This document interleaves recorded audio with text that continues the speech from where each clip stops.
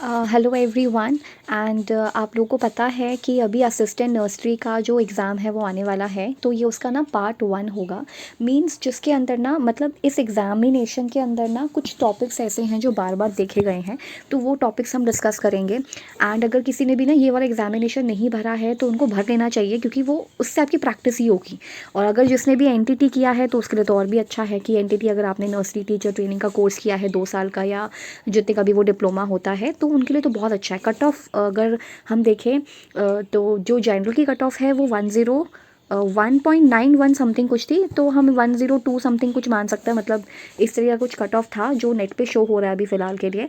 And अभी जो निकली हैं तो आपको भरनी चाहिए, क्योंकि क्या होता है ना कि जो पीआरटी है ना, जो पीआरटी है प्राइमरी टीचर के लिए जो वैकेंसी निकलेंगी, तो उसके अंदर जो पार्ट बी में जो साइकोलॉजी या फिर जो पेडागोजी आती है ना, वो सेम इसके अंदर भी है। मतलब इसके जो 100 के मतलब 100 के करीब क्वेश्चंस होते हैं पार्ट बी में, उसके अंदर भी हैं। लेकिन थोड़ा सा सिलेबस के अंदर चेंज है, क्योंकि अब मैं आपको ना ये चीज़ समझाती हूँ कि सिलेबस के अंदर क्या चेंजेस हैं। ये थोड़ा सा समझाने की कोशिश करती हूँ कैसे क्या चीज़ें हैं इसके अंदर जो हम समझ सकते हैं।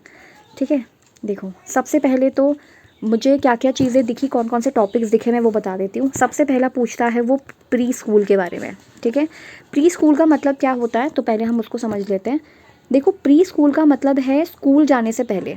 ठीक है, स्कूल जाने से पहले हम स्कूल कब जाते हैं? अगर हम राइट टू एजुकेशन की बात करें, राइट टू क्या बोलते हैं उसको, राइट टू एजुकेशन, हाँ राइट टू एजुकेशन जो हमारा है, अधिकार है कि हमको एजुकेशन मिलना चाहिए, तो उसमें कहा जाता है 6 से 14 वर्ष के या 6 to 14 ईयर्स के जो बच्चे हैं ना, आप उनको स्कूल भेजो। 6 से 14 साल तक के बच्चों को आप स्कूल भेजो, तो वो आपकी जो आप उनको पढ़ाओगे, 6 to 14 ईयर्स के बच्चों को जो पढ़ाओगे ना आरटी के तहत, वो आपका प्राइमरी भी पड़ेगा उसमें, एंड वो आपका थोड़ा एलिमेंट्री भी पड़ेगा, यानी कि 8th क्लास तक पड़ेगा। मीन्स फर्स्ट से लेकर के 8th क्लास तक पड़ेगा। ये होता है 6 से 14 साल के बच्चों को पढ़ाना। लेकिन इसको हम स्कूल एज कहते हैं। ठीक है, इसी को हम कहते हैं स्कूल एज, क्योंकि हम इसमें स्कूल में जाते हैं। दूसरा, इसी को हम गैंग एज भी कहते हैं। गैंग एज हम इसलिए कहते हैं क्योंकि बच्चा ना गैंग बना के रहता है। ठीक है, बहुत सारे बच्चे जो हैं वो आपस में गैंग बना के रहते हैं, उनका एक छोटा सा ग्रुप बन जाता है, अच्छा रहता है। उसमें वो पढ़ते हैं, अपने दोस्त वगैरह बनाते हैं, सारी चीज़ें होती हैं। लेकिन प्री स्कूल का मतलब क्या है? प्री स्कूल का मतलब है 3 से लेकर के 6 साल तक के बच्चों को भी, ताकि उनको स्कूल जाते समय कोई दिक्कत ना आए। मतलब स्कूल जाते समय उनको कोई परेशानी ना आए, इसलिए इन 3 से 6 साल तक के बच्चों को भी हमने पढ़ाना है, जिसको हम प्री स्कूल के अंदर रखते हैं। यानी कि स्कूल जाने से पहले, प्री का मतलब है पहले। तो स्कूल, एक्चुअल स्कूल जो आपका शुरू होता है 6 से 14 साल तक का, मतलब जो भी होता है, उसके आगे फिर आप 10th करते हो, 9th 10th करते हो, फिर 12th करते हो। तो ये जो क्रूशियल टाइम पीरियड है 6 to 14, ये होता है आपका फर्स्ट से लेकर के 8th क्लास तक। लेकिन अगर आपको प्री स्कूल बच्चों को पहले पढ़ाना है, तो बच्चा जब 3 से 6 साल के बीच में होता है, तो आप उसको प्री स्कूल के अंदर डालते हैं। यानी कि स्कूल जाने से पहले भी उसको शिक्षा मिलनी चाहिए, और वो शिक्षा में क्या क्या होता है फिर हम वो पढ़ेंगे। तो ये होता है प्री स्कूल। तो अभी मेरे ख्याल से ये समझ आ गया होगा। तो ये क्या है प्री स्कूल? तो प्री स्कूल जो होता है वो हमेशा 3 से 6 साल तक के बच्चों के लिए होता है। तो ये क्वेश्चन पूछा जाता है कि प्री स्कूल का एज, बच्चों का एज कितने से कितने तक होता है? तो 3 से 6 तक होता है। ठीक है, दूसरी चीज़, अब आप पूछोगे 0 to 3 क्या होता है? तो 0 to 3 एक ऐसा क्रूशियल पीरियड होता है जिसके अंदर बच्चा बॉर्न होता है, जिसमें बच्चे का जन्म होता है मेनली। ठीक है, जन्म होता है। दूसरा, वो अपने मम्मी पापा के पास रहता है। आप 2 साल तक के बच्चे को तो नहीं डाल सकते, लेकिन हाँ घर में सीखता है, मतलब फैमिली के बीच सीखता है। तो ये जो 0 to 3 ईयर्स का टाइम पीरियड है ना, इसमें बच्चे का ग्रोइंग पीरियड है। हालांकि ये भी ग्रोइंग पीरियड ही है, बट ये क्रूशियल स्टेज है। तो इसमें बच्चा अपने फैमिली के अंदर रहता है 0 to 3 में, और इसके अंदर बच्चे का हेल्थ केयर वगैरह इस पर बहुत ध्यान दिया जाता है। या फिर उनकी जो मम्मी होती हैं, मेटर्नल हेल्थ जो होती हैं, जो माताएँ होती हैं, उनके न्यूट्रिशन पे, उस पर फोकस किया जाता है। क्योंकि अगर माता अच्छी नहीं होंगी, मतलब अगर उनका हेल्थ अच्छा नहीं होगा, तो बच्चा भी माल नरिश्ड होगा। तो हम वो तो नहीं चाहेंगे कि बच्चा भी माल नरिश निकले, या फिर उसको कुपोषण हो जाए, है ना, वो कुपोषण का शिकार हो जाए, उसके अंदर न्यूट्रिएंट्स की कमी हो जाए। तो इसलिए 0 to 3 ईयर्स तक तो हम ख्याल रखते हैं बच्चे की हेल्थ का, उसकी ग्रोथ का। लेकिन प्री स्कूल जब बच्चा 3 साल तक का हो जाता है कि अच्छा हाँ वो थोड़ा थोड़ा शब्द जो है बोलना शुरू कर दिया है उसने, तो हम उसको प्री स्कूल में डाल देते हैं। अब प्री स्कूल में क्या होता है, अब हम वो समझते हैं। ठीक है, पहले तो मैं अभी प्री स्कूल को ही डिफाइन कर रही हूँ। ठीक है, प्री स्कूल में क्या होता है? सबसे पहली चीज़ तो बच्चे की सेंसेस को इतना ज़्यादा वो किया जाता है कि मतलब बच्चे का सारे सेंसेस पे काम किया जाता है कि उसको आप दिखाओगे भी, साइट अच्छा हो जाए, हियरिंग अच्छा हो जाए, मतलब बच्चे को बहुत सारे स्टिमुलस दिखाए जाते हैं। स्टिमुलस का मतलब होता है वो चीज़ें जिनको देख करके बच्चा रिस्पॉन्स करे, यानी कि प्रतिक्रिया करें। जैसे कि बच्चे को बहुत सारी चिड़ियाएँ दिखा दी, देखो बच्चा ये भी एक चिड़िया है, ये भी एक बर्ड है। बच्चा इस समय उन सारी चिड़ियाओं को चिड़िया ही कहेगा। पैरट को भी वो चिड़िया कहेगा, पिजन को भी वो चिड़िया कहेगा, क्रो को भी वो बर्ड या चिड़िया कहेगा। लेकिन जैसे जैसे बच्चा बड़ा होता रहेगा फिर उनको समझ आएगा कि अरे इनमें डिफरेंस है, कि ये पिजन जो है वो अलग होता है, कबूतर जो है वो डिफरेंट है, एक अलग स्पीशीज़ है, स्पैरो जो है वो अलग है, पैरट जो है वो अलग है, आउल जो है वो अलग है। एंड फिर वो उनकी कैरेक्टरिस्टिक्स के बारे में सीखेगा, मतलब ये सब सीखेगा। मतलब जब फर्स्ट क्लास में आ जाएगा तो वो थोड़ा आइडेंटिफाई करने लगेगा। बट अभी बच्चा सभी चिड़ियाओं को चिड़िया ही बोलेगा, क्योंकि उसको अभी उतना ही अभी हमने सिखाया है, उतनी ही सेंस अभी वो उस चीज़ की बना पाया है। तो प्री स्कूल में यानी कि 3 से 6 साल तक के बीच हमें बच्चों की सेंसेस पे काम करना है, यानी कि उनके साइट पर कैसा वो देख रहे हैं चीज़ों को, कैसा सुन रहे हैं। तो साइट पे, हियरिंग पे, टच करके बच्चों को पढ़ाना, मतलब जितना हो सके बच्चों को हैंड्स ऑन एक्सपीरियंस देना। तो मैंने क्या बताया अभी, प्री स्कूल का मतलब है एक तो उनके सेंसेस पे काम करना, 3 से 6 तक का ये टाइम पीरियड होता है प्री स्कूल, यानी कि एक्चुअल स्कूल जाने से पहले का समय, जिसमें हम बच्चे की सेंसेस पे काम करते हैं। मीन्स उनके साइट पे, उनके देखने पर कि वो क्या देख रहे हैं, उनको चीज़ें दिखाना, उनको स्टिमुलस दिखाना। जैसे कि अगर एप्पल है तो बताना, एप्पल को दिखा के बताना। अगर एक एप्पल भी है अगर आपके पास, तो आप बच्चे को एप्पल दिखा रहे हैं कि बच्चा ये है एप्पल होता है, आप उसको दिखा रहे हैं, ठीक है। दूसरा चीज़ उसको टच करके देख रहा है, उसको देख रहा है कि अच्छा ये रेड कलर का होता है, ग्रीन एप्पल भी होता है जिसको शायद कार्बाडोस कहते हैं, if I am not wrong, पता नहीं, मैंने बहुत बचपन में इस चीज़ को पढ़ा था तो अभी मुझे पता नहीं है। तो ये रेड एप्पल्स होते हैं, अलग अलग तरीके के एप्पल्स होते हैं। तो ये साइट, मतलब जितना हो सके रियल चीज़ों को, रियल ऑब्जेक्ट्स को उनको दिखाओ। तो ऐसे टाइम पे हमें ये सारा करना होता है। हमें क्या करना होता है, रियल ऑब्जेक्ट्स को दिखाना होता है। इस समय जितने स्टिमुलस हो सकें उतना स्टिमुलस बच्चों को दिखाओ, तभी स्टिमुलस के थ्रू वो फिर रिस्पॉन्स देगा, ठीक है। तो रियल ऑब्जेक्ट्स दिखाओ, स्टिमुलस दिखाओ बहुत सारे, ठीक है। दूसरा चीज़, जितना हो सके सेंसेस पे काम करो, टच, साइट जिसे हम कहते हैं, हियरिंग, ठीक है। टच हो गया, साइट हो गया, हियरिंग हो गया, ठीक है, स्मेल हो गया, किसी चीज़ की खुशबू है, बदबू है, ये इसके बारे में भी बच्चे को पता होना चाहिए। So touch, sight, hearing, smell and taste, ये सब के हम बच्चे को शिक्षा देते हैं किसमें, प्री स्कूल में। तो अभी तक हमने क्या देखा है, अभी तो हमने यही देखा कि प्री स्कूल के अंदर टाइम पीरियड क्या होता है। तो 3 to 6 ईयर्स का टाइम पीरियड होता है बेसिक लेवल पे, और 3 से 6 साल में हम बच्चे के सेंसेस पे फोकस करते हैं, जिसमें उसको हम sight, hearing, touch, smell, taste वगैरह इन सब के बारे में बताते हैं। जितना हो सकेगा उतने स्टिमुलस देते हैं, सो दैट वो उनको देख करके सीखे। और प्री स्कूल के अंदर और क्या बताता है, रियल ऑब्जेक्ट्स बच्चों को दिखाए जाते हैं, ये सब चीज़ें होती हैं। फिर आता है प्री स्कूल के अंदर, ये तो हो गया प्री स्कूल की बात, ठीक है, हम कैसे कैसे बच्चे को पढ़ाएंगे। और फिर आता है प्ले वे मेथड। देखो सबसे ज़्यादा जो इस एग्ज़ाम में आ रहे हैं ना, एक तो वो प्ले वे मेथड के बारे में पूछा गया है, फ्रॉबल, जॉन डुई, मारिया मॉन्टेसरी, इनके बारे में पूछा गया है। अब हम इनके लिए देखते हैं कि इनके बारे में क्या क्या चीज़ें हैं। चलो, हाँ, तो नेक्स्ट जो है ना वो ये है मारिया। एक तो मारिया मॉन्टेसरी हैं, एक तो उनके बारे में बार बार पूछा जा रहा है कि उन्होंने किस चीज़ के बारे में बात करी है। तो देखो मारिया मॉन्टेसरी ने ना ऑब्जर्वेशन के बारे में बात की है, कि जितना हो सके बच्चे को ऑब्जर्व करवाओ। क्या क्या ऑब्जर्व करवाना है हमें, कि मतलब वो जितना हो सके स्टिमुलस को देखे, चाहे वो मतलब वही उसके सेंसेस पे काम करने के लिए बोला है उन्होंने कहा है कि केवल ऑब्जर्वेशन काफ़ी नहीं है, सिर्फ ऑब्ज़र्व कराना काफ़ी नहीं है, उनको उनकी साइट भी अच्छी होनी चाहिए, यानी कि वो देखें भी अच्छा, मतलब अपनी जितनी भी स्टिमुलस हैं आसपास की चीज़ें उनको देखें, ठीक है। दूसरा टच करके ज़्यादा अच्छे से उनको समझ आएगा, मतलब बच्चे को जितना हो सके हैंड्स ऑन एक्सपीरियंस दें। क्या दें, हैंड्स ऑन एक्सपीरियंस देने की बात करी है। तो ये कुछ टॉपिक्स हैं जो बहुत इंपॉर्टेंट है, जैसे कि मारिया मॉन्टेसरी। तो ये बच्चों के लिए एक्चुअली ना इन्होंने बहुत सारी चीज़ों की बात करी है, बच्चों को कैसे सिखाना चाहिए, वो जो 3 से 6 साल तक के बीच के बच्चे होते हैं उन्हें कैसे सिखाना चाहिए। तो उसमें मारिया मॉन्टेसरी एक इम्पॉर्टेंट वो हैं, साइकोलॉजिस्ट हैं, तो उन्होंने ऑब्जर्वेशन के बारे में बताया कि बच्चे को जितना हो सके बोलो कि अपने आसपास का एनवायरनमेंट को ऑब्जर्व करो, साइट यानी कि देखो, टच करो, ठीक है, हैंड्स ऑन एक्सपीरियंस लो, सुनो चीज़ों को, टेस्ट करवाओ, ऐसे करके बच्चे को आप रियल चीज़ें दो। उसके ये तो हो गया मारिया मॉन्टेसरी। फिर आते हैं फ्रॉबल। फ्रॉबल ने प्लेवे मेथड की बात करी है। किसकी बात करी है इन्होंने, प्ले वे मेथड, यानी कि खेल खेल में सिखाना, प्ले वे मेथड। मैंने पहले भी ना ईवीएस में या मैथ्स की जब मैं पेडागोजी करवा रही थी तो उसके अंदर भी मैंने प्ले वे मेथड के बारे में बताया है कि कैसे बच्चे को हम खेल खेल में चीज़ें सिखाते हैं। तो ये आइडिया किसने दिया है? ये फ्रॉबेल ने दिया है। किसने दिया है? फ्रॉबेल ने। तो ये इंपॉर्टेंट हो जाता है क्योंकि यहीं से सेम इतना ही क्वेश्चन पूछेगा कि who is the propounder of play way method, कि किसने प्ले वे मेथड दिया या पहली बार यूज़ किया, तो वो ये फ्रॉबेल है। ठीक है, बस इतना पूछा है। और एक जॉन डुई है। देखो जॉन डुई जो है, जॉन डुई ने किस चीज़ की बात करी है? इन्होंने प्रोग्रेसिव एजुकेशन की बात की है। एंड प्रोग्रेसिव एजुकेशन का मतलब होता है जो चाइल्ड सेंटर्ड हो। चाइल्ड सेंटर्ड हो। चाइल्ड सेंटर्ड का मतलब ये होता है कि जिसके अंदर बच्चा बीच में हो, केंद्रित हो, बच्चे के इर्द गिर्द ही सारी चीज़ें हों।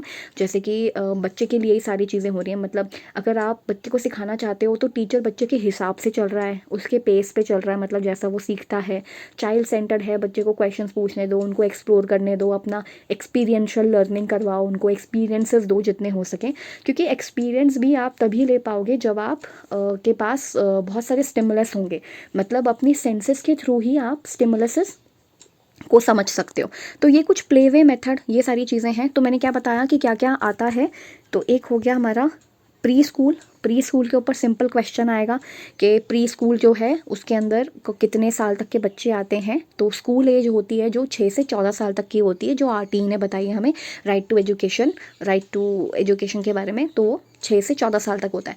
पर उससे पहले क्या, स्कूल जाने से पहले भी तो बच्चे को कुछ तो पढ़ाना पड़ेगा ना। तो वो 3 से 6 साल में जो आंगनवाड़ी होती है, बाल वाटिकाज होती हैं, या फिर जो आजकल प्ले स्कूल्स हो गए हैं, उसमें आप डाल सकते हो बच्चे को। अगर आप उसमें बच्चे को डाल रहे हो तो बच्चा कितने साल का होगा? 3 से 6 साल तक का बच्चा होगा वो। उसके अंदर आप उनको, उनकी सेंसेस ही उनके टीचर्स हैं, आपको उनके सेंसेस को स्ट्रॉन्ग करना होगा ताकि वो देख पाएँ, चीज़ों को समझ पाएँ, सुन पाएँ, टेस्ट करके, स्मेल करके चीज़ों को समझ पाएँ, है ना। एक तो ये तरीका हो सकता है। दूसरा, एक्सपीरियंस दो बच्चे को, भर भर के जितने भी एक्सपीरियंसेस हो सकते हैं वो दो।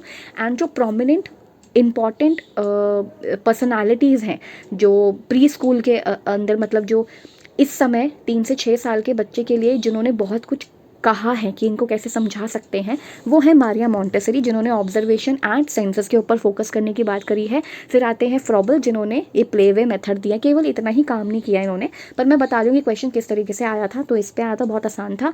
फिर जॉन डुई ने क्या किया है? तो उन्होंने किस चीज़ की बात करी है जॉन डुई ने?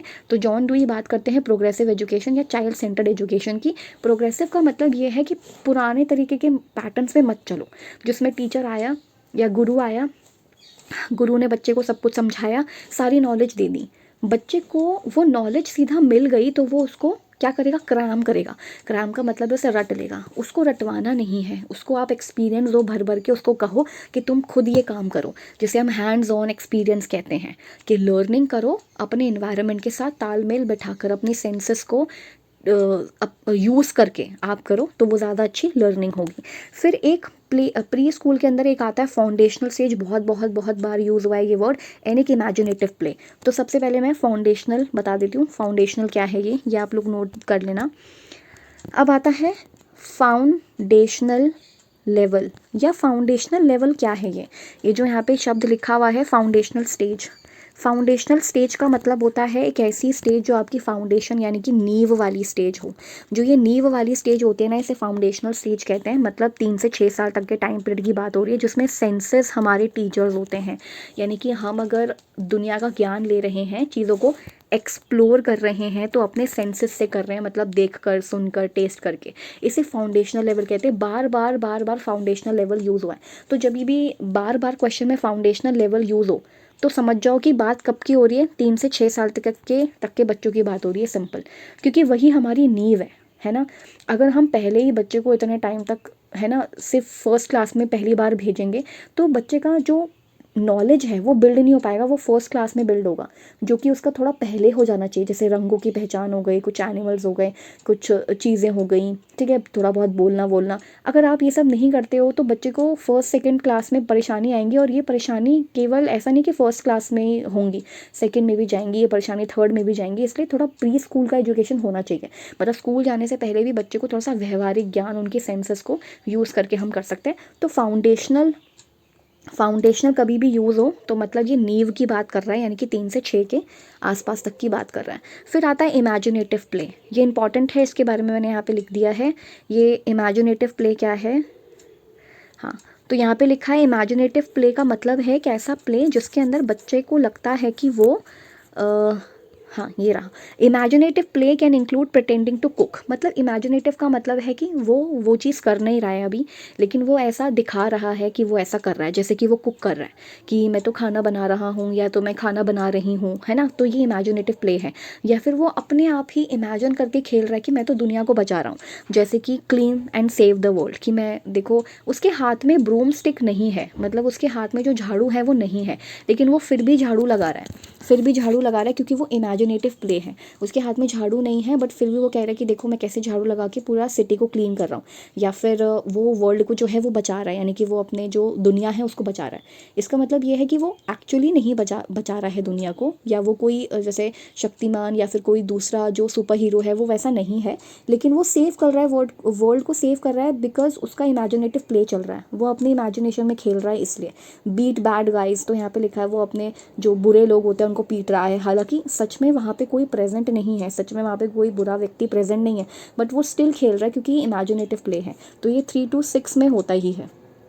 फिर होस्ट एक्सेप्शनली डिग्निफाइड डिनर, वो डिनर पार्टी प्लान कर रहा है, ठीक है, वो सारी डिनर पार्टीज़ जो हैं वो प्लान कर रहा है, जबकि ना तो कोई इंसान है वहाँ पे और ना ही वहाँ पे डिनर हो रहा है, पर स्टिल वो प्लान कर रहा है क्योंकि इमेजिनेटिव प्ले है, ये उसके इमेजिन में चल रहा है, इमेजिनेशन में चल रहा है। बिकम मेयर्स ऑफ सिटी, वो सिटी का मेयर बन गया है या प्राइम मिनिस्टर बन गया है, तो ये सब क्या है, इमेजिनेटिव प्ले है। वास्तव में सचमुच में वो किसी सिटी का पीएम प्रधानमंत्री या मेयर जो है वो नहीं बना है, किसी कंट्री का प्रेसिडेंट या प्राइम मिनिस्टर नहीं बना है, ना ही वो किसी सिटी का मेयर बना है, बट स्टिल वो ये कर रहा है क्योंकि वो खेल रहा है एंड वो अपने इमेजिनेटिव प्ले में है, तो वो इमेजिन कर रहा है चीज़ों को इसलिए। तो एक ये है फाउंडेशनल स्टेज, यानी कि जो फाउंडेशनल स्टेज होती है, तो जो 3 to 6 वाली होती है उसको हम फाउंडेशनल स्टेज कहते हैं, एंड वो नींव होती है बेसिकली। तो जब भी फाउंडेशनल स्टेज क्वेश्चन में आएगा समझ लेना है कि वो 3 से 6 साल तक की बात हो रही है, और इसके अंदर हमारे सेंसेस, हमारे टीचर्स होते हैं, इसमें हम एक्सप्लोर करते हैं, इसमें हम एक्सपीरियंस लेते हैं, तो इसी के अंदर एक्सपीरियंशियल लर्निंग होती है। फिर आता है, एक होता है ब्रेस्ट फीडिंग, तो यूनिसेफ ने इसके लिए क्या किया है, क्या कहा है ब्रेस्ट फीडिंग के लिए। इसमें कहा गया है कि जब बच्चा, मतलब ऐसा क्वेश्चन भी आया हुआ है ब्रेस्ट फीडिंग के ऊपर, कि बच्चा जब पैदा हो जाता है तो उसके कितने घंटे के अंदर अंदर उसको ब्रेस्ट फीडिंग मिलनी चाहिए, उसको माँ का दूध मिलना चाहिए। तो यहाँ पे लिखा है, यूनिसेफ ने ही कहा है कि 1 आवर, यानी कि 1 घंटे के अंदर अंदर उसका ब्रेस्ट फीडिंग हो जाना चाहिए, क्योंकि वो अभी दुनिया में आया है, ठीक है। और ये जो जो मम्मी का दूध होगा ये उसके लिए एक इम्यूनिटी का काम करेगा बेसिकली। तो यहाँ पे यूनिसेफ इम्यूनिटी की बात करते हैं कि बच्चे का इम्यूनिटी जो है वो इसके ऊपर, मतलब वैसे तो बच्चे का इम्यूनिटी अपने ऊपर, उसके ऊपर खुद डिपेंड करता है, लेकिन अगर उसको ब्रेस्ट मिल्क मिल जाता है, ब्रेस्ट फीडिंग उसकी हो जाती है, तो 1 घंटे के अंदर अंदर उसको करवाना पड़ता है, जैसे ही वो जैसे उसका जन्म हो जाता है। फिर आते हैं मैक्सिम्स, फिर ये है नेक्स्ट मैक्सिम्स, कि मैक्सिम्स ऑफ टीचिंग भी होती हैं कुछ, जैसे यहाँ पे लिखा है टीचिंग के मैक्सिम्स। मैक्सिम्स का मतलब है कि हम पढ़ाएंगे कैसे, सिंपली तो हम हमेशा कभी भी ना नोन से, जो चीज़ हम जानते हैं से लेकर के जो चीज़ हम नहीं जानते वहाँ तक जाएंगे। जैसे कि जाएंगे हम नोन टू अननोन, एक हम जाएंगे नोन एंड एक हम जाएंगे अननोन। नोन का मतलब होता है जो हम जानते हैं, से लेकर के जो हम चीज़ नहीं जानते, इसी को हम कहते हैं कॉन्क्रीट, इसी को हम कहते हैं कॉन्क्रीट टू एब्स्ट्रैक्ट, इसको हम कहते हैं कॉन्क्रीट टू एब्स्ट्रैक्ट, या फिर इसी को हम कहते हैं सिंपल टू कॉम्प्लेक्स। एक होता है सिंपल चीज़, मतलब हमेशा बच्चों को हमें क्या पढ़ाना चाहिए, हमेशा सिंपल चीज़ें पहले पढ़ानी चाहिए। जैसे कि पहले एलजेब्रा के जो एक्सप्रेशंस हैं या फिर जो एलजेब्रिक रूल्स हैं वो ऑब्वियसली हम नहीं पढ़ाएंगे पहले, ठीक है। पहले तो हम उनको नंबर सिस्टम बताएंगे, ABCD या जो भी होते हैं उसके अंदर, या फॉर्मूलेस के अंदर के जो, मतलब A कब आ रहा है, B कब आ रहा है, या फिर सिम्बल्स के बात पहले करेंगे। तो पहले सिंपल चीज़ें पढ़ाएंगे, उसी के बाद हम उस कॉम्प्लेक्सिटीज़ पे जाएंगे, उनके रूल्स पे जाएंगे, या फिर उस फॉर्मूले का रोल क्या होता है उस पे जाएंगे। तो पहले हम कॉन्क्रीट चीज़ें कराएंगे। कॉन्क्रीट का मतलब है वो चीज़ें जो हम देख सकते हैं, इसको हम कहते हैं मूर्त चीज़ें, मूर्त का मतलब है जो हम देख पा रहे हैं, जो हम टच कर सकते हैं, टैंजिबल चीज़ें जो हम टच कर सकते हैं। Let's say for example gravity को आप टच नहीं कर सकते। ग्रेविटी का मतलब ये है कि जिसकी वजह से हम इस अर्थ पे खड़े हैं, ये हमें होल्ड करके रखती है। तो ये एक एब्स्ट्रैक्ट चीज़ है, ये हमें होल्ड करके रखती है, ये एक एब्स्ट्रैक्ट चीज़ है। ग्रेविटेशन जो है इसको आप टच नहीं कर सकते, लेकिन आप छू के देख सकते हो किन चीज़ों को। आप रुई को टच कर सकते हो। आप रुई को एक सर्टन, रुई मतलब कॉटन को आप एक सर्टन अमाउंट, एक सर्टन हाइट से गिराओ, वो नीचे गिरेगा। फेदर को भी गिराओ नीचे गिरेगा, पत्थर गिराओ नीचे गिरेगा। ये टैंजिबल चीज़ें हैं, ये कॉन्क्रीट चीज़ें, आप इनको टच कर सकते हो। अब उसके बाद आप उनको एब्स्ट्रैक्ट चीज़ पे लेके जाओ कि देखो जितनी भी चीज़ें हमने एक सर्टन हाइट से फेंकी हैं वो सब नीचे ही गिरी हैं। क्यों? क्योंकि इसके पीछे एक चीज़ काम कर रही है जो है ग्रेविटेशन। तो वो एक एब्स्ट्रैक्ट चीज़ है। तो पहले हमेशा कॉन्क्रीट यानी कि जो मूर्त चीज़ें होती हैं, पहले उनको टच, फील, टेस्ट या जो भी है वो सब कराने के बाद ही आप एब्स्ट्रैक्ट चीज़ों पे जाओगे। एंड एब्स्ट्रैक्ट का मतलब सिंपली होता है कि आप उनके रूल्स तक जाओगे। तो जो चीज़ आप जानते हो, जैसे पत्थर के बारे में बच्चे को नॉलेज होती है, वो नोन है उसके लिए, फिर आप उसके अननोन चीज़ों के ऊपर जाओ, मतलब वही रूल्स एंड रेगुलेशंस बताओ। तो ये है मैक्सिम्स ऑफ टीचिंग। तो मैक्सिम्स का मतलब होता है कि पढ़ाएंगे कैसे, how to teach a child. तो मैंने क्या क्या बताया इसके अंदर कि how to teach a child के अंदर सबसे पहली चीज़ तो ये मैक्सिम्स है। जैसे आप नोन, जो चीज़ें आप जानते हो उससे लेकर के जो चीज़ आप नहीं जानते हो वहाँ तक जाओ। जो चीज़ें कॉन्क्रीट हैं, जो चीज़ें कॉन्क्रीट है, जो आप टच कर सकते हो, जो आप जानते हो ऑलरेडी, वहाँ से लेकर के आप एब्स्ट्रैक्ट तक जाओ। जो आप सिंपल चीज़ें हैं वहाँ से लेकर कॉम्प्लेक्स तक जाओ। तो एक तो ये मैक्सिम्स है। दूसरा, अब जो बता रही हूँ वो मैक्सिम नहीं है, पर वो भी तरीके हैं। जैसे experiential learning, experiential learning, experiential learning का मतलब है एक्सपीरियंस से समझा सकते हैं। एक्सपीरियंस मीन्स एक्सपीरियंस कैसे मिलेगा? सेंसेस के थ्रू। हमें भी तो बहुत सारे काम करके ही तो एक्सपीरियंस मिलता है। किसी को भी मतलब कोई कोई अलग तरीके से पढ़ता है। जैसे there are some visual learners, कुछ विजुअल लर्नर्स होते हैं, ठीक है, कुछ ऑडिटरी लर्नर्स होते हैं। तो विजुअल लर्नर्स वो होते हैं जो देख के सीखते हैं, ठीक है, देख लिया सीख लिया। कुछ लोग ऐसे होते हैं जो ऑडिटरी लर्नर्स होते हैं, मतलब जो सुन के सीख लेते हैं। So there are visual learners जो केवल देख कर ही सीख पाते हैं। जैसे बोर्ड पे कुछ क्वेश्चन हो रहा है उसको देख करके सीख लिया, या फिर एक्चुअली कोई प्रोसेस को देख लिया। जैसे कुकिंग एक प्रोसेस है, या फिर केमिकल कंपाउंड या फिर कुछ दूसरा केमिकल बनाना, वो भी विजुअल ही है, वो भी आप देख के सीख रहे हो। तो कुछ होते हैं जो विजुअल लर्नर्स होते हैं, देख के सीखने वाले होते हैं। कुछ ऑडिटरी लर्नर्स होते हैं जो सुन के सीखने वाले होते हैं। एंड कुछ होते हैं काइनेस्थेटिक, काइनेस्थेटिक लर्नर्स होते हैं। काइनेस्थेटिक का मतलब है करके, यानी कि वही हैंड्स ऑन एक्सपीरियंस लेके, मतलब खुद करके देखने वाले काइनेस्थेटिक लर्नर्स होंगे। So there are 3 kinds of learners: visual learners देख के सीखने वाले, एंड ऑडिटरी लर्नर्स सुन के सीखने वाले, एंड काइनेस्थेटिक करके सीखने वाले, ठीक है। अब इसमें 3 to 6 के लिए कौन सा बेटर रहेगा ऑप्शन, ये इंपॉर्टेंट है। अब इनमें से 3 to 6 के लिए कौन सा रहेगा ऑप्शन? विजुअल रहेगा, ऑडिटरी रहेगा, काइनेस्थेटिक रहेगा? तो इसका कोई एक आंसर नहीं हो सकता। इसका एक्चुअली सबसे बेस्ट आंसर ये है कि जिसमें ज़्यादा से ज़्यादा सेंसेस इन्वॉल्व हो रही हों, जिसमें ये तीनों ऑप्शंस आ जाएं, वो आपका एक्सपीरियंशियल लर्निंग है। उससे जो जिसकी वजह से उनको हैंड्स ऑन एक्सपीरियंस मिलेगा। तो जिसमें सारी सेंसेस काम कर रही हैं ना, वो एक तरीके से क्या है, वो 3 to 6 के लिए बेस्ट है, 3 to 6 ईयर्स ऑफ एज के लिए बेस्ट है।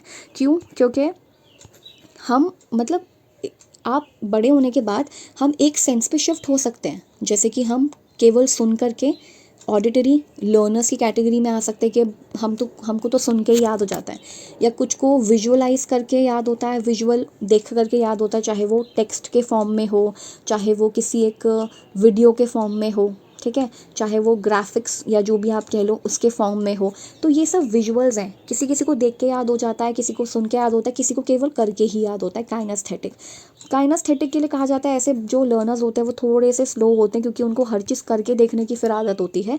तो कुछ इस तरह से कहा जाता है, लेकिन अलग अलग तरीके हैं पढ़ने के, इसमें कुछ वो नहीं है ऐसा कोई एक तरीका बेस्ट है, सारे ही तरीके अच्छे हैं। लेकिन हम ये जब बड़े हो जाते हैं तो हम शिफ्ट हो सकते हैं, पर उससे पहले ये सारी जितनी भी मतलब सुन के देख करके करके, ये तीनों चीज़ें जहाँ इन्वॉल्व होंगी तभी बच्चा 3 to 6 में अपना पढ़ पाएगा, सारी चीज़ें कर पाएगा, क्योंकि वो सुनकर भी करेगा, देखकर भी करेगा और करके भी करेगा, यानी कि डूइंग जिसे हम कहते हैं, लर्निंग बाय डूइंग। तो करके भी करेगा तो उसकी सेंसेस जो है ज़्यादा इन्वॉल्व होंगी। सो कोशिश करें कि ज़्यादा से ज़्यादा सेंसेस इन्वॉल्व हो सकें। तो अभी क्या बताया था हमने, अभी तक हमने क्या बताया कि जो अभी नर्सरी का जो होने वाला है एग्ज़ाम, उसमें पहले तो प्री स्कूल बार बार आ रहा है। प्री स्कूल का सिंपल मतलब है कि स्कूल जाने से पहले का जो समय होगा उसमें आप कैसे पढ़ाओगे, तो वो सब डिस्कस किया। एंड प्ले वे मेथड किसके द्वारा बताया गया है, तो फ्रॉबल ने बताया, मारिया मोंटेसरी ने, ऑब्जर्वेशन एंड और भी बहुत सारी चीज़ें उन्होंने बताई हैं। साथ में जॉन डुई, यहाँ पे कॉमा आएगा, जॉन डुई जिन्होंने प्रोग्रेसिव एजुकेशन के बारे में बात की। फिर बार बार क्वेश्चन में foundational stage, foundational level use हो रहा है, जिसका मतलब होता है नींव वाला समय, जो 3 से 6 का समय होता है वो यूज़ हो रहा है। फिर आता है इमेजिनेटिव प्ले। तो इमेजिनेटिव प्ले भी हम बता चुके हैं कि इसका मतलब होता है कि बच्चा एक ऐसा गेम खेलता है जिसके अंदर वो प्रिटेंड करता है कि वो चीज़ कर रहा है, लेकिन वो वास्तव में हो नहीं रही है। पर वो क्योंकि गेम खेल रहा है तो वो उसमें कुक भी कर सकता है, उसमें वो क्लीनिंग भी कर सकता है, उसमें वो बुरे बदमाशों को जो है मार भी सकता है, कुछ भी कर सकता है। फिर हमने एक क्वेश्चन आया था ब्रेस्ट फीडिंग के ऊपर, जो यूनिसेफ का था, कि 1 घंटे के अंदर अंदर आपको बच्चे का इम्यूनाइजेशन अगर करवाना है, कि मतलब बच्चे का इम्यूनिटी अच्छा हो जाए, बढ़ जाए, तो जो ब्रेस्ट फीडिंग है वो ज़रूरी है। फिर मैक्सिम्स ऑफ टीचिंग में बच्चे को कैसे सिखाना चाहिए, तो सिंपल से उस पे जाओ, सिंपल से कॉम्प्लेक्स पे जाओ, पहले सिंपल चीज़ें सिखाओ, उसके बाद जो थोड़ी सी मुश्किल चीज़ें हैं वैसा सिखाओ। तो ये सिंपल टू कॉम्प्लेक्स जाएगा। उसके बाद नोन से जो चीज़ हम जानते हैं से लेकर के जो चीज़ हम नहीं जानते वहाँ तक जाएंगे, नोन टू अननोन जाएंगे। फिर उसके बाद कॉन्क्रीट से जो मूर्त चीज़ें हैं, जो टैंजिबल चीज़ें जो हम छू के देख सकते हैं, वहाँ से लेकर के जो हम छू के नहीं देख सकते, जैसे ये कुछ रूल्स वगैरह, हाँ, तो रूल्स वगैरह वहाँ तक जाएंगे। तो ये मैक्सिम्स ऑफ टीचिंग थे कि how to teach a child. फिर नेक्स्ट आता है, हाँ नेक्स्ट ये वाला हमने पढ़ लिया था कि देयर आर अलग अलग मतलब डिफरेंट काइंड्स ऑफ लर्नर्स होते हैं। ऑडिटरी लर्नर्स जो बोल करके सीखते हैं, विजुअल लर्नर्स जो देख करके सीखते हैं, जैसे टेक्स्ट वीडियो ग्राफिक्स को देख के सीख लिया, काइनेस्थेटिक लर्नर्स जो करके सीखने पे फोकस करते हैं।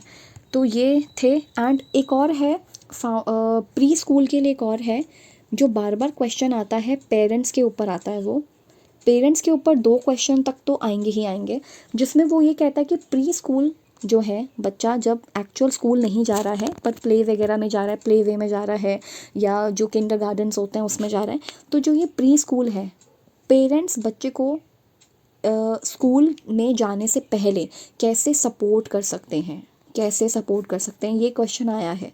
ठीक है, ये वाला क्वेश्चन आया है कि प्री स्कूल में पेरेंट्स का क्या रोल होता है, यानी कि इस एज में 3 to 6 की एज में पेरेंट्स का रोल बताइए, role of parents in supporting in education, मतलब एजुकेशन में सपोर्ट करने के लिए जो पेरेंट्स का रोल है तो वो बताइए। तो क्या क्या सपोर्ट चाहिए हमें, इमोशनल सपोर्ट चाहिए पेरेंट्स से, इमोशनल सपोर्ट चाहिए कि इमोशनली बच्चे को सपोर्ट करें, टाइम दें उनको, ठीक है, और दूसरा उनके सेंसेस को कोशिश करें कि ऐसी चीज़ें करवाएं उनसे जिनमें उनके सेंसेस इन्वॉल्व हो। ठीक है, तो प्री स्कूल में पेरेंट्स का यही रोल होता है कि वो सपोर्टिव एक ऐसा सपोर्ट सिस्टम क्रिएट करें, सो दैट बच्चे उनसे फ्रीली बात कर सकें, फ्रीली इंटरेक्ट कर सकें। ठीक है, अपनी प्रॉब्लम्स को शेयर कर सकें, किसी चीज़ में अगर प्रॉब्लम्स आ रही हैं तो उसमें शेयर कर सकें, मतलब इनफ टाइम मिलना चाहिए बातचीत करने का। तो ये सपोर्ट कर सकते हैं, ये एक तरीके से एक तरीका है पेरेंट्स की तरफ से बच्चे को पुश करने का कि हाँ वो अब अच्छा और स्कूलिंग अपनी बेहतर कर सकता है।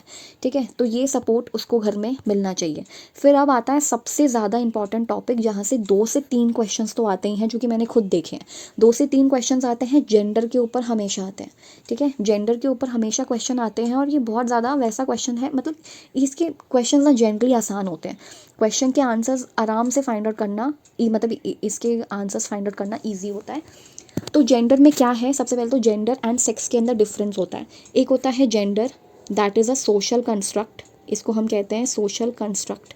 सोशल कंस्ट्रक्ट का मतलब होता है वो जो समाज द्वारा बनाया गया है। ठीक है, सोशल कंस्ट्रक्ट मतलब जो समाज ने बनाया है, कि अगर लड़की है तो वो पिंक ड्रेस पहनेगी, जो लड़का है वो ब्लू ड्रेस पहनेगा, या फिर जो लड़कियां हैं वो इतना ज़्यादा हंस नहीं सकती, उनको धीरे हंसना चाहिए।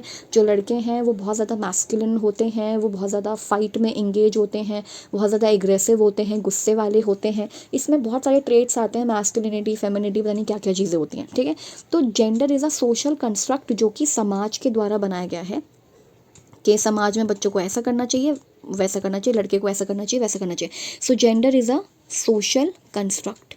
ये एक सोशल कंस्ट्रक्ट है जो समाज ने बनाया है। बहुत सिंपल सी डेफिनेशन है इसकी।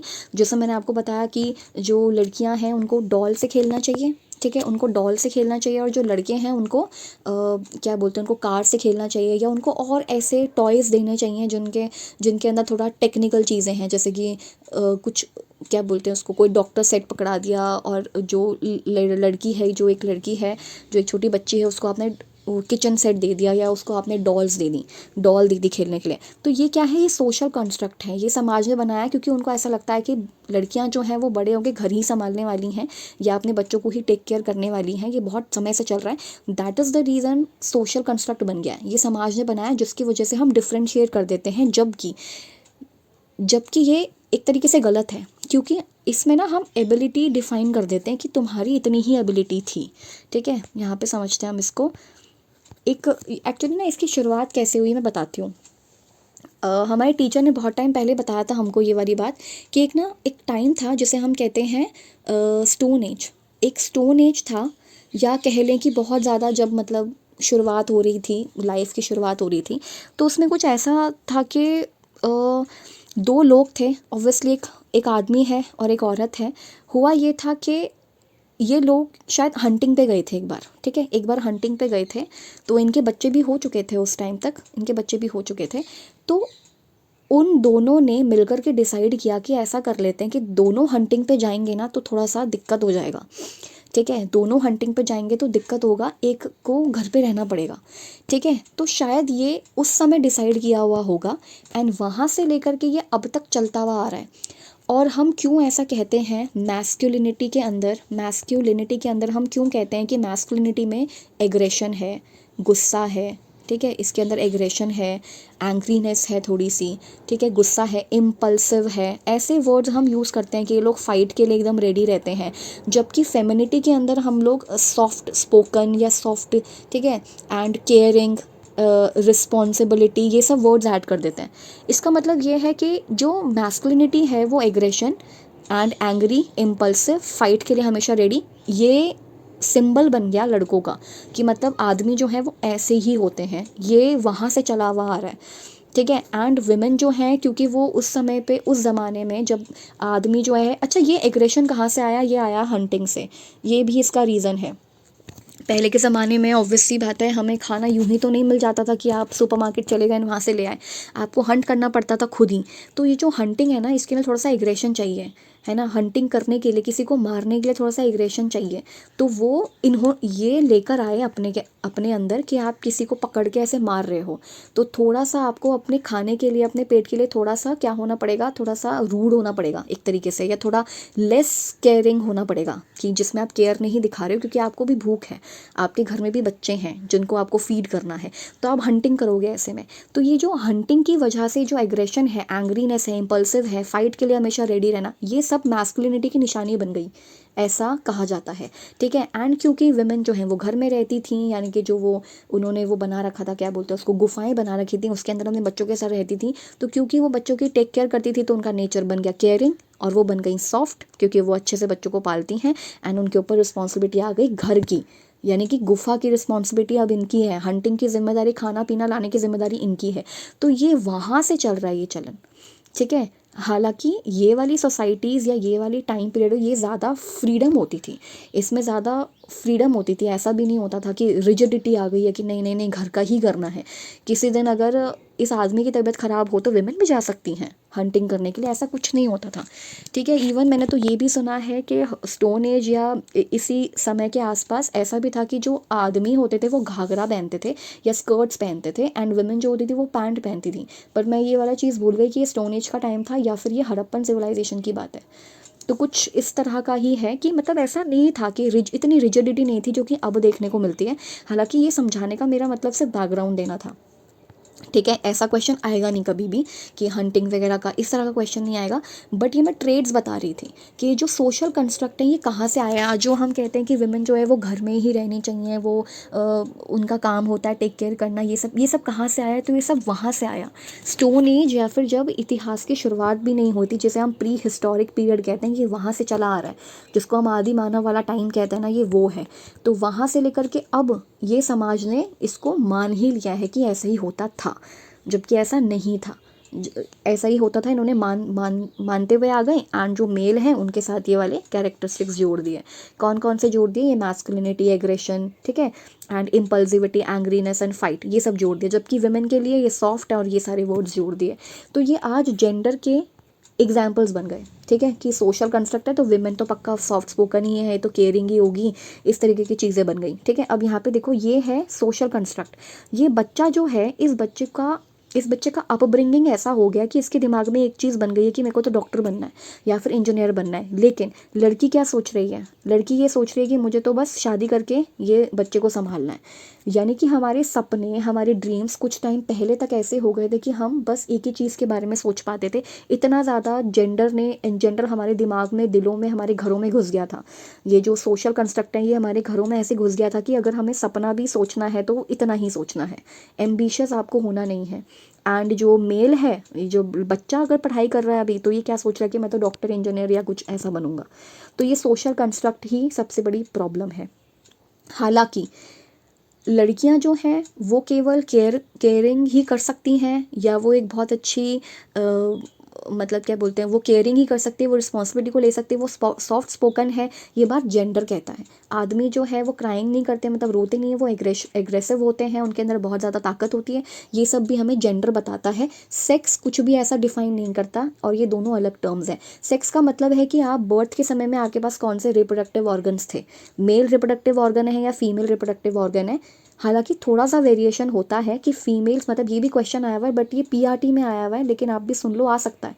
पीआरटी में क्या क्वेश्चन आया है कि जो लड़कियां होती हैं वो बचपन में ना थोड़ा उनका वेट कम होता है, एंड वो थोड़ी हाइट उनकी छोटी होती है। जब वो पैदा होती हैं उसके थोड़े टाइम समय के बाद उनका वेट भी थोड़ा सा कम होता है, मतलब मेल बच्चे से थोड़ा सा कम होता है, एंड वो थोड़ी छोटी होती हैं। जबकि मेल बच्चा जो होता है, लड़का जो होता है, वो थोड़ा सा हाइट में बड़ा होता है, एंड थोड़ा लड़कियों से कुछ पाउंड भारी होता है, मतलब कुछ इस तरह का था। तो देखो, ये तो देखो वेरिएशंस हैं, ये तो बायोलॉजिकल हैं, ये कोई सोशली नहीं है, ये बायोलॉजी है। पर ये कह देना कि विमेन जो है वो लेस स्ट्रॉन्ग है मेन से, तो ये गलत है कि विमेन जो है वो कम स्ट्रॉन्ग है, ऐसा नहीं है। ये तो फिर आपने जेंडर बना दिया, ये तो आपने दिमाग में घुसा दिया है। हालांकि सेक्स सिर्फ दो ही यहाँ पर बताए गए हैं रिप्रोडक्टिव ऑर्गन के हिसाब से, एक तो मेल एंड एक फीमेल, ठीक है। तो ये डिफरेंस है सेक्स एंड जेंडर में, क्योंकि जेंडर एक सोशल कंस्ट्रक्ट है, एंड जो सेक्स है एक बायोलॉजिकल बेसिस पे होता है। किस पे होता है? बायोलॉजिकल बेसिस पे होता है। तो एक तो ये रहा, ठीक है। तो ये दो टर्मिनोलॉजीज हो गई। अब आता है gender identity, gender equality. Gender equality बहुत सिंपल है कि मतलब दोनों जेंडर जो है वो इक्वल होने चाहिए, सिंपल।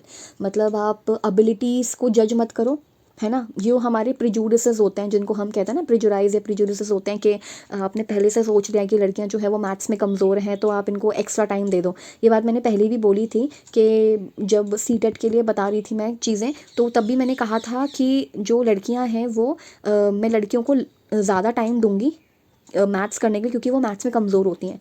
तो ये सोच लेना, ये चीज़ गलत है। आप दोनों को इक्वल टाइम दीजिए, दोनों को इक्वल ही टाइम दीजिए। तो ये जेंडर इक्वालिटी है कि दोनों को आप इक्वल ट्रीटमेंट दीजिए।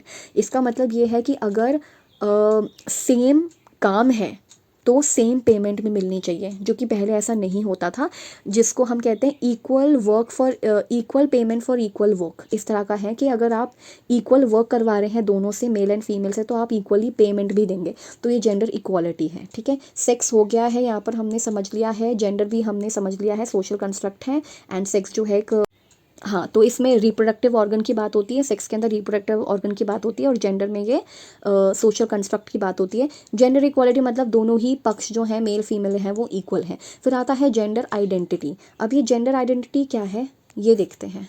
अब देखो जेंडर आइडेंटिटी क्या है।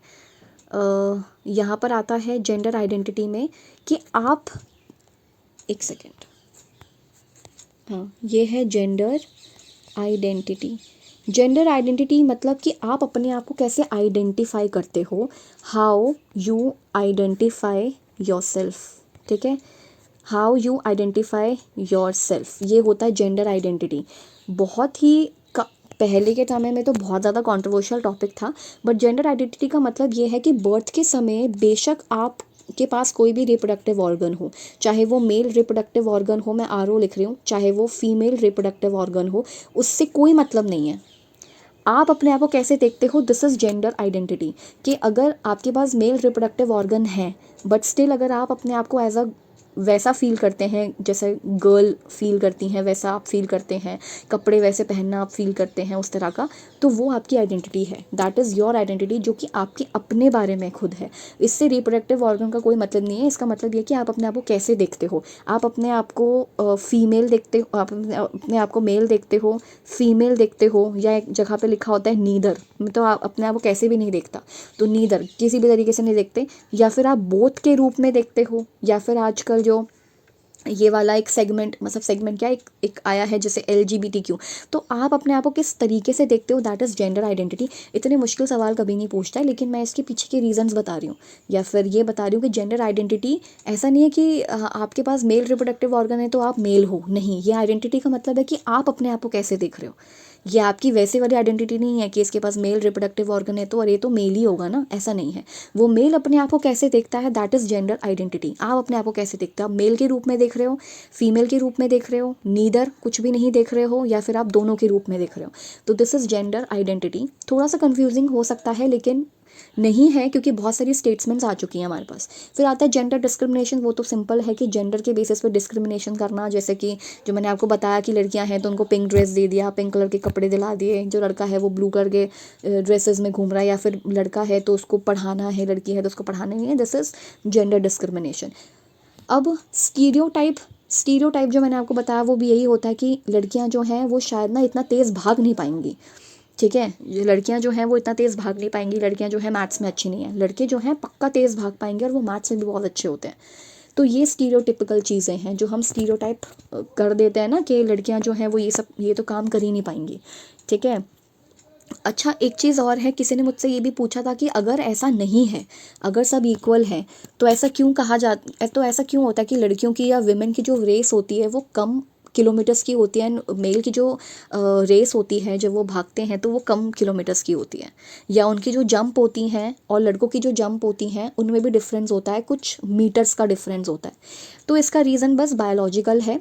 बायोलॉजिकल इसलिए क्योंकि हमारी फीमेल बॉडी अलग तरीके से काम करती है, अलग तरीके की होती है, और मेल की बॉडी जो है वो अलग तरीके की होती है, बस इतना ही डिफरेंस है, ठीक है। क्योंकि ब्रेस्ट फॉर्मेशन किसके अंदर होता है, वो फीमेल में होता है, मेल में ब्रेस्ट, हाँ। तो जैसे, हाँ, तो रेस में डिफरेंस होता है वो इसलिए क्योंकि वो रिप्रोडक्टिव ऑर्गन्स की वजह से होता है। जैसे मैंने ब्रेस्ट फॉर्मेशन का बताया तो वो फीमेल में है, वो मेल्स में नहीं है, तो इसलिए भी थोड़ा सा डिफरेंस होता है। रेस वगैरह में जब हम भागते दौड़ते हैं उसके अंदर भी कम होता है मीटर्स का, एंड जो जंप्स होती हैं उसमें भी कम होता है। तो ये इसके पीछे का रीज़न था। ये इंटरनेट पे भी मिल जाएगा आराम से, इसके बारे में लिखा हुआ है कि ऐसा क्यों होता है। सो ये जेंडर स्टीरियोटाइप्स हो गया। एंड लास्ट पॉइंट है जो जेंडर सेंसिटिविटी। ये वर्ड्स बहुत इंपॉर्टेंट है, चाहे वो जेंडर आइडेंटिटी हो, जेंडर इक्वलिटी हो, जेंडर डिस्क्रिमिनेशन हो, जेंडर हो, सेक्स हो, जेंडर स्टीरियोटाइप्स हो, एंड ये आता है जेंडर सेंसिटिविटी। जेंडर सेंसिटिविटी क्या है? अच्छा, जेंडर डिस्क्रिमिनेशन मतलब ब्रेकिंग जेंडर स्टीरियोटाइप्स, डिस्क्रिमिनेशन ख़त्म करना, यानी कि स्टीरियोटाइप को ख़त्म करना। और क्या बता रहे थे अभी? सेंसिटिविटी। सेंसिटिविटी का मतलब है कि थोड़ा सा हमें रिस्पेक्टफुल, सेंसिटिव चीज़ें करनी पड़ेंगी जब हम इन सब चीज़ों की बात कर रहे हैं। थोड़ा सा हमें इनके प्रति सेंसिटिविटी दिखाना पड़ेगा, या फिर जैसे आजकल जो छोटे रिजर्वेशंस हो रखे हैं, जैसे कि एज लिमिट्स में थोड़ी सी वो दे दी है, थोड़ा सा क्या बोलते हैं उसको, रिलैक्सेशन दे दिया है। तो सेंसिटिविटी मतलब इन चीज़ों को एड्रेस करते समय कि पहले ऐसा होता था, थोड़ी सी सेंसिटिविटी होनी चाहिए, बस इतना ही है जेंडर सेंसिटिविटी के मतलब आप चीज़ों को कैसे प्रेजेंट कर रहे हो। चाहे बुक बन रही है, NCERT's बुक बना रही है, तो उसमें जब भी वो कुछ चीज़ों को लिखें ना विमेन के बारे में या कुछ भी ऐसा लिखें, तो वो थोड़ा सेंसिटिवली बिहेव करें, थोड़ा सेंसिबल बिहेव करें, सेंसिटिविटी दिखाएं। सिंपल ये था। तो ये सारे के सारे वर्ड्स हैं। अब ये है सेल्फ, जो हम नेक्स्ट उसमें करेंगे, क्लास में करेंगे, क्योंकि ये बहुत बड़ा टॉपिक है। ये सारे सेल्फ के वर्ड्स हैं। देखो ये सारे सेल्फ वाले वर्ड्स हैं और ये भर भर के आए हैं। ये आए हैं ऑप्शंस में भी एंड ये आए हैं क्वेश्चंस में भी, ठीक है। सेल्फ इमेज क्या है, एक्चुअलाइजेशन क्या है, आइडेंटिटी क्या है, कॉन्सेप्ट क्या है, अवेयरनेस क्या है। ये सेल्फ रिलेटेड जितने भी वर्ड्स हैं ना वो बहुत इंपॉर्टेंट है। ऐसा नहीं है कि सबके बहुत डिफरेंट ही मीनिंग है, कुछ के बहुत डिफरेंट मीनिंग है और कुछ के थोड़े से ओवरलैप हो रहा है, मतलब इनका जो मीनिंग है वो ओवरलैप करता है।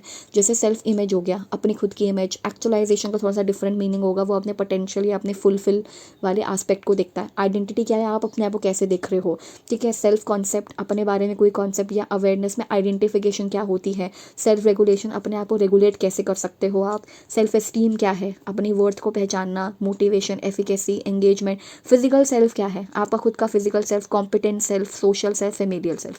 तो ये सारे सेल्फ वाले ना ये हम नेक्स्ट उसमें करेंगे, बट अभी तो नर्सरी के अंदर जितने भी टॉपिक्स हैं ना वो ये हैं। प्री स्कूल, ठीक है, इंपॉर्टेंट है, बार बार क्वेश्चन में प्री स्कूल यूज़ हो रहा है और ऑप्शन में भी यूज़ हो सकता है। Preschool, play way method, Maria Montessori, Froebel, John Dewey, तीनों के बारे में बहुत अच्छे से पता होना चाहिए। सिर्फ यही थ्योरिस्ट नहीं है बल्कि प्याजे वाइगॉट्स्की भी हैं। कोलबर्ग के ऊपर अभी तक तो मैंने अभी तो नहीं देखा है, लेकिन कोलबर्ग के ऊपर भी पक्का होगा। प्याजे के लिए इस पर इसलिए होगा क्योंकि 0 to 2 जो है वो सेंसरी मोटर स्टेज होती है और ये तो पक्का होगा। सेंसरी मतलब प्याजे तो हैं ही, ठीक है। उसमें भी वो make believe, play, object permanence और ये सब चीज़ें होती हैं। तो Maria Montessori, Froebel, John Dewey, foundational stage, बार बार ये वाला वर्ड यूज़ हुआ है। इमेजिनेटिव प्ले क्या होता है, फिर यूनिसेफ के बारे में भी क्वेश्चन पूछा गया है, ठीक है। मैक्सिम्स ऑफ टीचिंग या बच्चे को कैसे पढ़ाएं, एक ये, एंड एक ये जेंडर के बारे में। यहाँ से तो 2 से 3 क्वेश्चन तो मिलेंगे ही मिलेंगे सिंपली।